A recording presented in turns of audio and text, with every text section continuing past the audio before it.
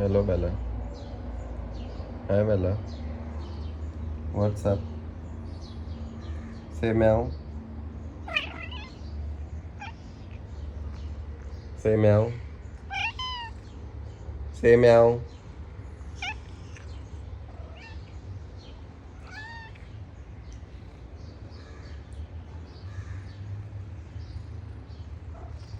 Eddie who cannot say meow. Bella. Bella. Say meow.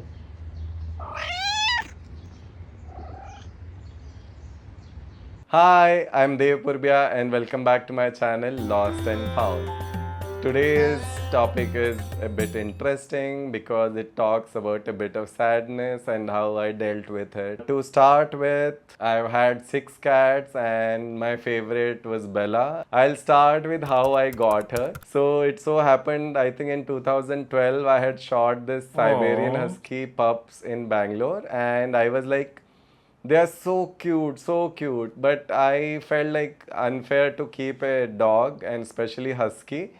So then I decided that I can't get a husky for sure. But in 2014, I somehow felt that keeping a cat is easy. I went out and saw some cats in Lokhandwala because back then adopting a cat was not really in fashion. So I was like, okay, I have to get a cat. And I asked the same friend in Bangalore that if you know any place from where I can get a cat. And I got picture of Bella. She was such a poster girl. I was like, okay, she has to come to me. As in, actually, she chose me. So that is how it happened. And next thing I knew, I had a video call with her, and then I kind of yes, I got her, and she came by cargo. So that time, I think only 2 airlines used to allow pets, especially in a flight. So Jet Airways was one of them, and she came by cargo and she traveled alone. Imagine, as a kitten.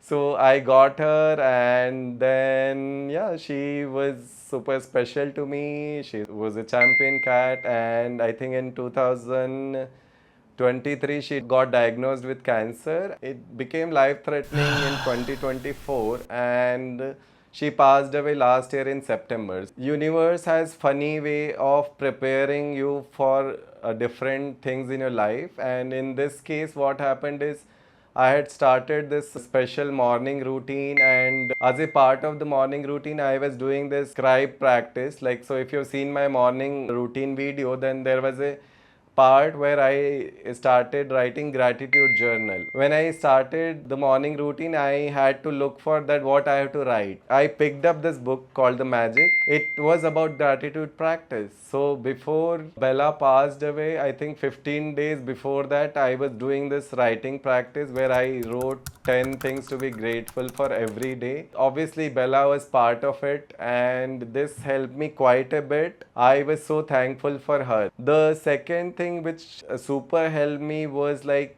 there's this Hawaiian prayer called Ho'oponopono, which translate in English as I am sorry, please forgive me, thank you, I love you.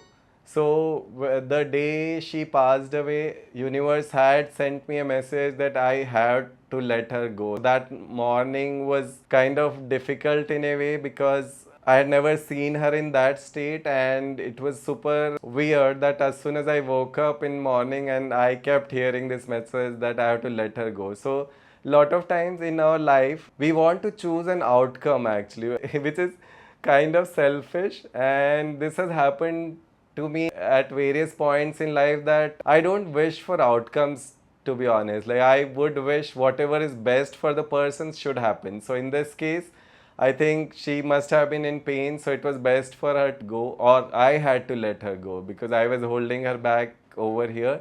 This is another way in which universe had prepared me. And when she passed away, obviously I was all crying and emotional because that was the longest relation I've had in my life in a way. Like 10.5 years is a long time, and I was super attached to her and she was super attached to me. So we had that special bond. Now, when she passed away, the first thing I did was, as I've been mentioning, that YouTube is my learning resource. So I went to YouTube, and that's where I found Hawaiian prayer, which I just spoke of, which is Ho'oponopono. The way this prayer helped me was that my love for her was the strongest thing. I will just talk about how the four parts played out for me, and maybe this will help someone who has lost probably a friend or a relationship or anything. First part, which was like, I am sorry. When I lost her, there was a lot of guilt in a way that, oh, I could have saved her, I could have done this, that.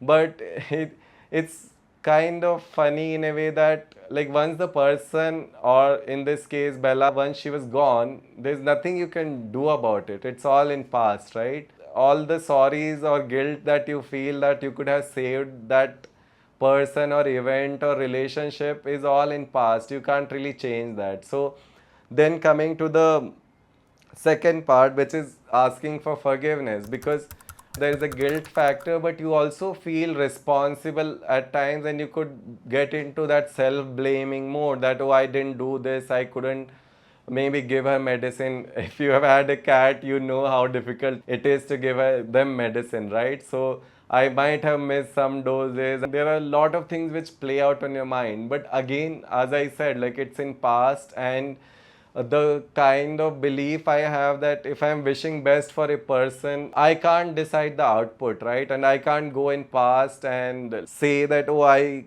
should have done this, or I could have done this, because that's all gone. Like, the living being is no more living in this case. All you can do is ask for forgiveness. And then came the thank you part, wherein I was so grateful to have had her in life. Like, because whoever has met her has experienced that, because she was like, I would say, pure cat. All the other cats of mine are like dogs in a way. You call them, they'll come, but she would never really respond. Only thing was like our conversation at different points. It was part of my gratitude practice that I was just thankful that I had her in my life. The last part, which is like, which is I love you. And I realized, like, no matter how much you blame yourself for things that have happened, you still love them so much, right? So that is something which is the primary emotion that you walk away with, that how much ever guilt or sadness you have had due to that experience, but your love is the primary emotion, and that's the strongest. So that's where you kind of are in a situation wherein you know that you did the best in a way, because other things, as I mentioned, you can't go back and change things in past, but love is what remains, and that is what becomes the memory. So this is how I kind of was able to move through days which were difficult, obviously. Recently, a friend had asked, do you miss her? Obviously, I miss her, and there are moments where I'm emotional, I'm crying maybe. So that is something which will happen, but then I come back to the prayer, and I know that my love for her is eternal. We kind of put a lot of value to life in physical form. And this is something which had come up also in one of the experience. Somebody asked that, are the other cats affected in the house? So I was like, they, I think, still feel her presence around, so they are not really affected. I didn't see that much change. Obviously there is a change in the house, because now she is gone, and she had the command over me. Like, she could wake me at 3 a.m. and I wouldn't be like pissed at anything. So now other cats are trying to fight for that spot. This kind of has helped me quite a bit, that the love that you experienced was meant to be that way. And sometimes, yes, the thing you love most, you kind of lose it first. This was my journey through grief, and I just noticed one regret which I had when I started YouTube channel, that I didn't really have a proper video with her.